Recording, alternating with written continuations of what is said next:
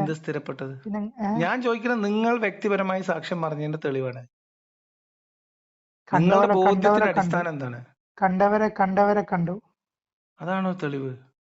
അതും മതി. ആ കണ്ടവരൊക്കെ എന്ന് പറഞ്ഞു കഴിഞ്ഞാല് ഓലൊക്കെ ഓരോരോ ഇനി പടുംകൂച്ച ആളുകൾ. ഇസ്ലാമിന്റെ സാക്ഷ്യം എങ്ങനെയാണ്? അത് ഇസ്ലാമിൽ ഏത് സാക്ഷ്യം നിലനിൽക്കുന്നത് എങ്ങനെയാണ്? ഒരു ഭൗതികമായ കാര്യത്തിൽ ഇസ്ലാമിൽ ഒരാളുടെ സാക്ഷ്യം എപ്പോഴാ സ്വീകരിക്കപ്പെടുക? ഞങ്ങളൊരു സംഗതി പറഞ്ഞോട് ഉദാഹരണത്തിന്. ഞാൻ ഉദാഹരണം പറഞ്ഞുതരാം.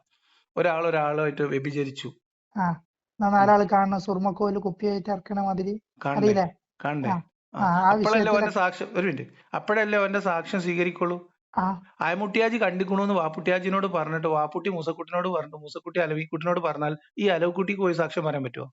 പറ്റൂല. പറ്റൂല. അപ്പൊ ഇസ്ലാമിൽ തന്നെ സാക്ഷി പറയണമെങ്കിൽ ആ സാക്ഷി അതിന് കൃത്യമായ തെളിവ് പിന്നെ ബോധ്യമുള്ള ബുദ്ധിയിൽ ആളായിരിക്കണം. ഇതൊരു നിലക്കും കോലപ്പെടൂല. ദൈവമില്ലാത്തൊരവസ്ഥ. അതൊക്കെ പോട്ടെ, ഞാൻ ചോദിക്കുന്നത് നിങ്ങൾ പറഞ്ഞ ഷഹാദത്തിന്റെ രണ്ടാം ഭാഗം